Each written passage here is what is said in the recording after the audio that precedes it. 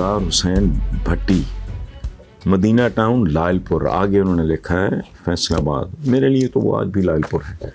سوال ان کا یہ ہے کہ آصف زرداری نے پی ڈی ایم کے سربراہ اور مریم نواز کے حوالے سے کہا ہے کہ اپنی مرضی سے سارے فیصلے نہ کیے جائیں، کچھ ان سے بھی پوچھ لیا جائے۔ پوچھنا یہ ہے کہ جہاں اعتماد کا یہ عالم ہو وہاں ایسی تحریکوں کا انجام کیا ہوتا ہے؟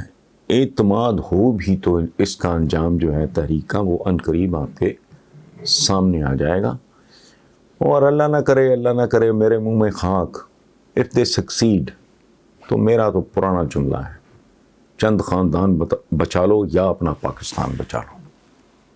اگر ان کا کوئی مستقبل ہے تو پھر ہماری آئندہ نسلوں کا قطعاً کوئی مستقبل نہیں ہے۔ جو جہاں یہ پہلے لے جا چکے آپ کو وہ کیا ہے کہ پاکستان میں جو بچہ بھی پیدا بھی نہیں ہوا وہ بھی 2 لاکھ روپے کے عوض رہن پڑا ہے، گروی پڑا ہے۔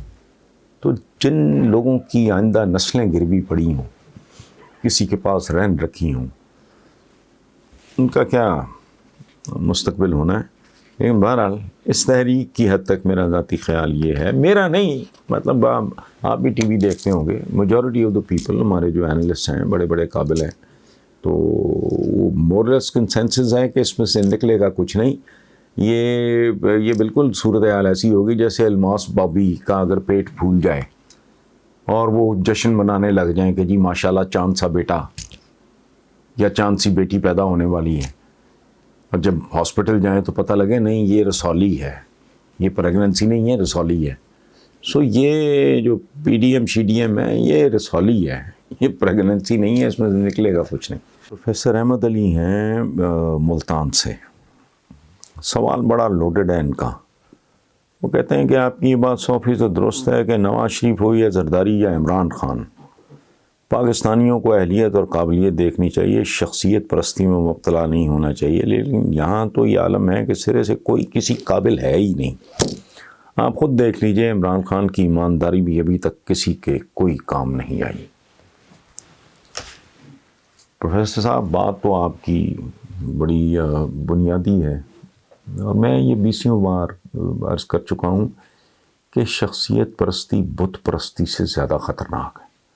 بت کس کا ہوگا؟ پیتل کا، تانبے کا، لکڑی کا، لوہے کا، سونے کا، چاندی کا، یہی ہے نا، وہ تو بے جان ہے۔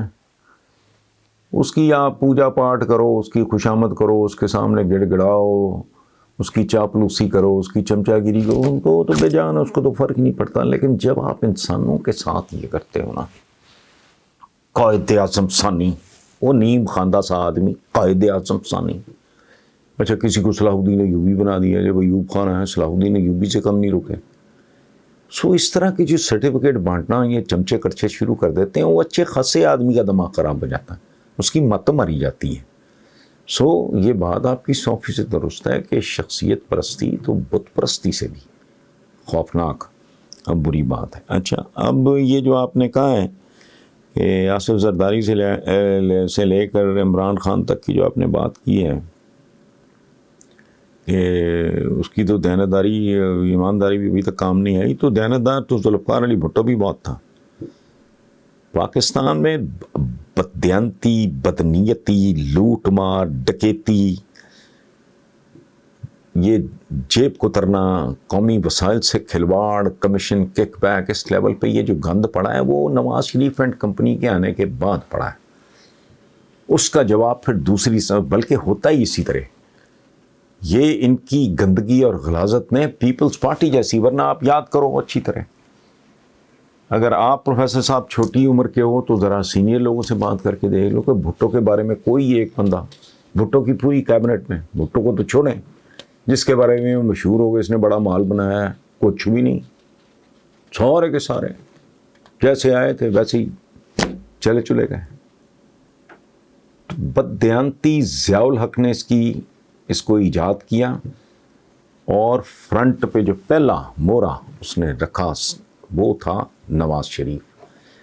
اس آدمی نے پھر باقاعدہ انسٹیٹیوشنلائز کیا کرپشن کو، اس کو وے آف لائف بنایا، اس کو سیاسی کلچر کی شکل دی اس آدمی نے، اور اس میں تعیناتیاں، نوکریاں، رولز کو ریلیکس کرنا، اس کی 1,01,00,000 قسمیں ہیں جو اس آدمی نے اس ملک کے ساتھ کیا. چونکہ آگا پیچھا تھا کوئی نہیں، اپنے اقتدار کو مستحکم کرنے کے لیے، لوگوں کو نوازنے کے لیے، لوگوں کو کانا کرنے کے لیے، ذلیل کرنے کے لیے، خریدنے کے لیے، اپنے قلعے کے ساتھ باندھنے کے لیے، اس نے پھر چھوڑا کچھ نہیں. نتیجہ کیا ہوا کہ پیپلز پارٹی میں ایک رد عمل آیا کہ یار یہ تو کھیل ہی سارا پیسے کا ہے. اور پھر کیا ہوتا ہے، وہ انگریزی میں کہتے ہیں either you are a virgin or you are not. قرآن پاک میں ہے کہ دل میں، انسانی دل جو ہے نا، وہ اس پہ ایک دھبا اگر سیاہی کا پڑ جائے اور وہ پھیل کے پورے دل کو ڈھانپ لے، اس پہ پھر 1,000 کیا 1,000,000,000 بار بھی آپ کالا پینٹ کرتے جاؤ گے تو وہ تو کالا ہے، وہ تو کالا ہی رہے گا.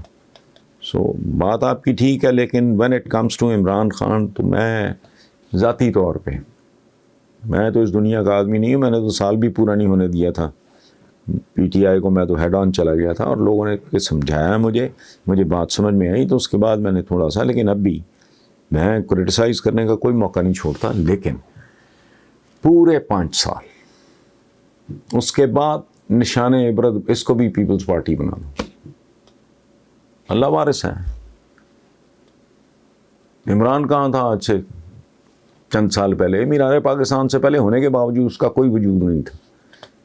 تو اللہ پاک نے بندوبست کر دیا نا، وہ ٹھیک ہے، پھر دیکھتے ہیں کیا ہوتا ہے. تو لیکن بہرحال بات آپ کی بہت ناقابل تردید ہے، بہت لوڈڈ ہے. راجہ عبدالرزاق ہیں سیٹلائٹ ٹاؤن راولپنڈی سے. وہ کہتے ہیں کہ پی ڈی ایم بھرپور کوشش کر رہی ہے کہ عمران حکومت اور پاک فوج میں خلیج پیدا کی جائے.